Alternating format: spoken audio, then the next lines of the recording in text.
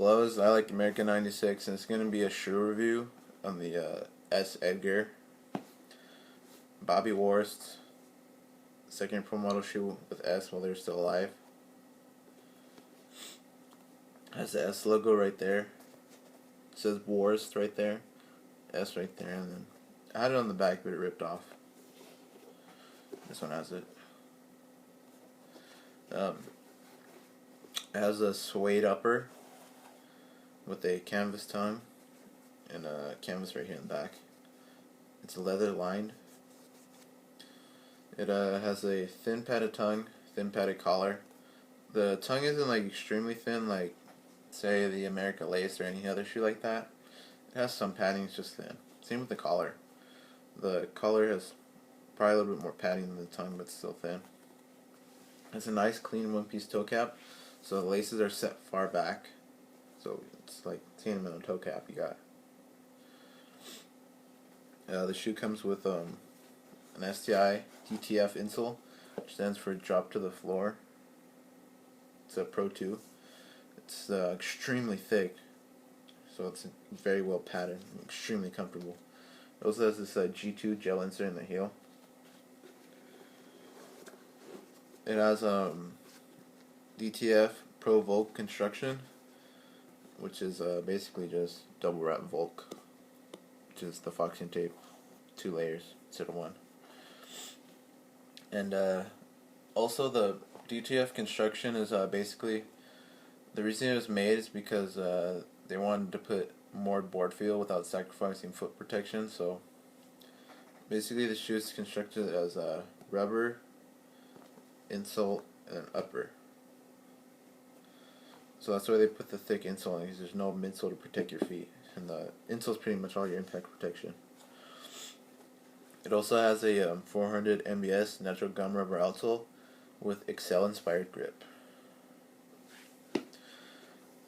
Bobby Worst, what he wanted with these shoes was just for them to take a beating, which it does.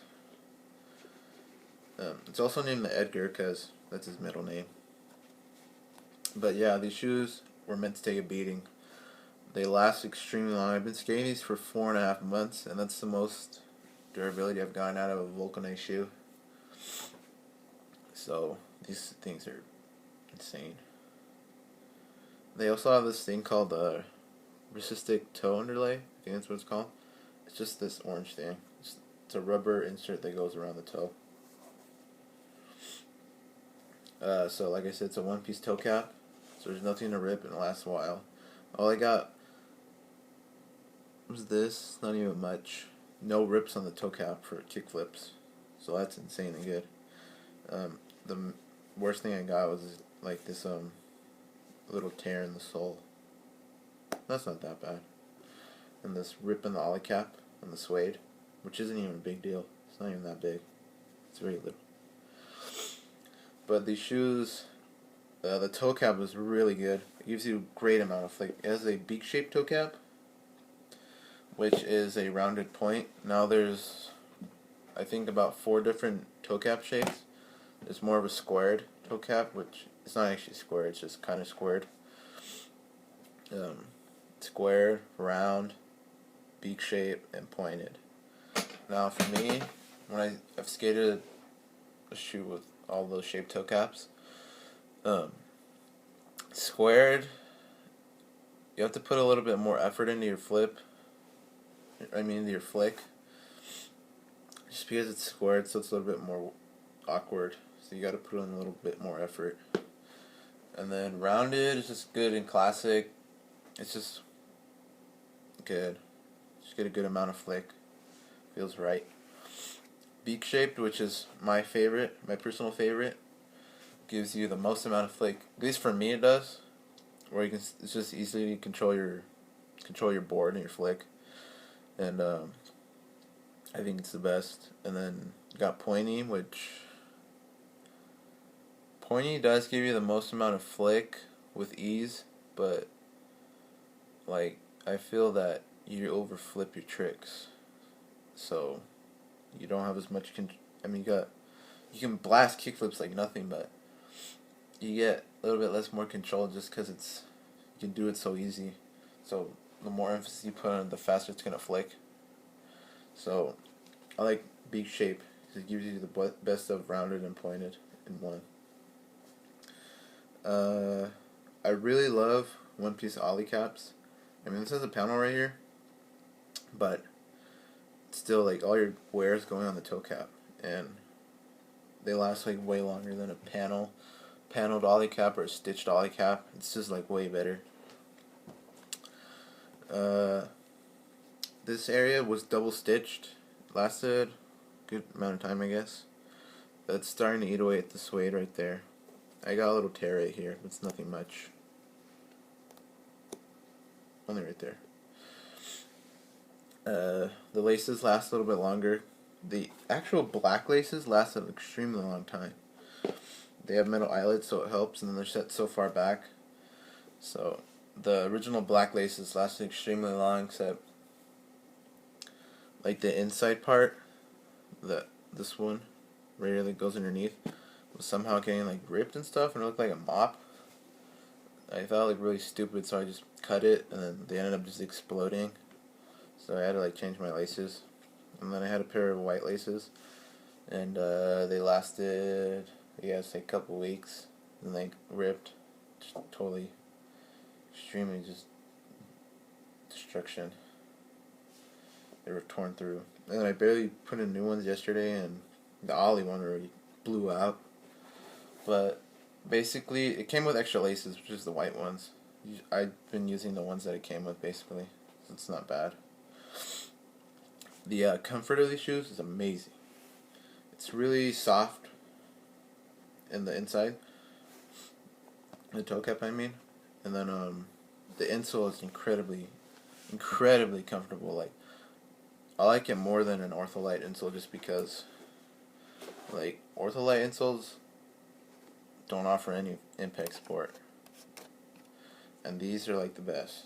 You get extreme comfort and great impact support. So talking about the insoles, they are really thick. They get good arch support, and you get no heel bruises because that's this G2 right here. It's extremely thick.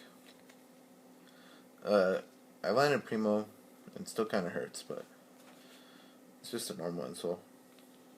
Now the front is thinned out. It's still thick. It's thinned out for the board feel, so if you're jumping down things and you bail, it kind of hurts a little bit in the front. Not a whole lot, but it still does. I mean, I'm a bigger guy, so it does hurt a little bit. Not a whole bunch. Not enough to where like you're sore or you get like bruises. At least for me, I didn't. But it takes the pact, basically, unless you're bailing your tricks. Breaking these shoes fit true to size, but I think the only bad thing about these shoes was the break-in time. They were horrible to break in, honestly. Like, the actual sole broke in, like, within a day or something. But the toe cap, oh my god, it was, like, the worst thing ever. Like, I bought these a while ago, before S. I mean, like, when they were, like, having all these shoes on sale, I bought them, like, last year or something. Or not last year. 2012, probably. I don't remember. I bought them a while back, though. And, like, this Ristic toe is the worst thing to break in, honestly. Like, I honestly never even wore these for, like, a while, just because I was using them for school before I skated them, and, I honestly could not even wear them just because they were so uncomfortable. The toe cap literally felt like it was rubbing against my foot so much, or my toes, that I thought it was, like, bleeding. But then all of that changed. I skated in them once, and then they completely broke in and were insanely comfortable. Like, I can look over the horribleness of them for the comfort. Like, these are insanely comfortable. Like, I don't even remember how bad that was once you break them in. So these shoes aren't fully broken in until you start skating in them. But, oh well. They're good now. I also forgot to mention they're really flexible. And bore feel is really good. Heel flip area. Heel flip area is great. I've been doing a lot more heel flips and like trying inward heels and like varial heels more. And like way more heel flips than I've ever done with any other shoe, and all I got was that. Just a little like tear in the leather right there. And that's about it. This area is canvas, but for the way I do my heel flips, it didn't do anything. I don't know if anybody gets wear right there, but I didn't.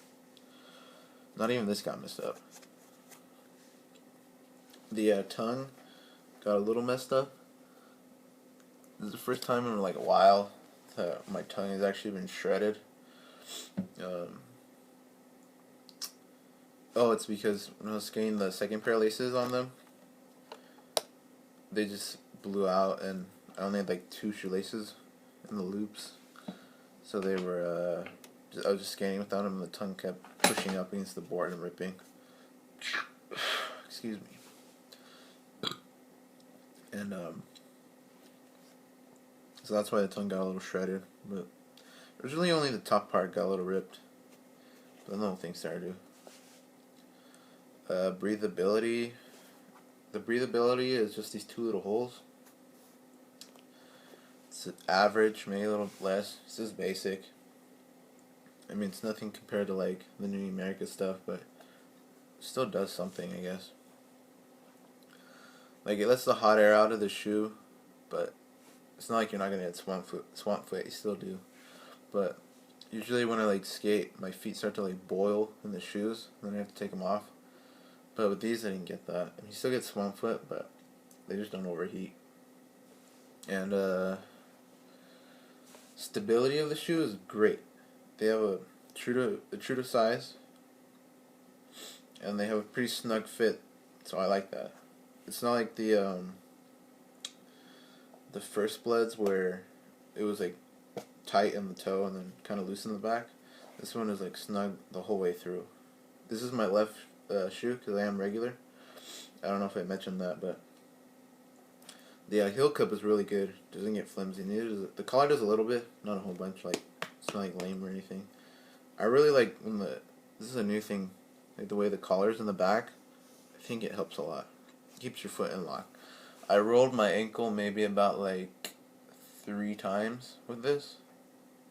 No, 4 times. Out of 4.5 months, which isn't like a big deal. And they weren't even bad. I mean, this is a more low-profile Volk, so it sits lower, and that's not even bad. And they weren't even bad rolled ones. The first 3 were like nothing, and then I got one that was, well, it was the worst out of all the ones that I did with the shoe, but it's nothing compared to like what other people have gone through, where like they rolled their ankles so bad they can't like skate for like months.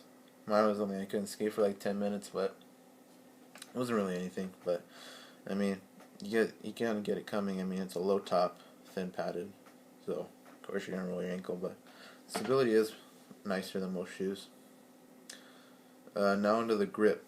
Oh, I also forgot to mention the sole.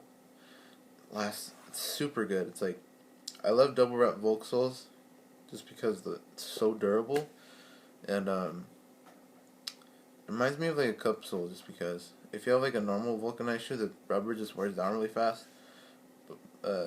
Whereas if you have a cup sole, it like holds up and you just wear through the rubber, then you get to this way, which I like a lot. And that's the same with this shoe.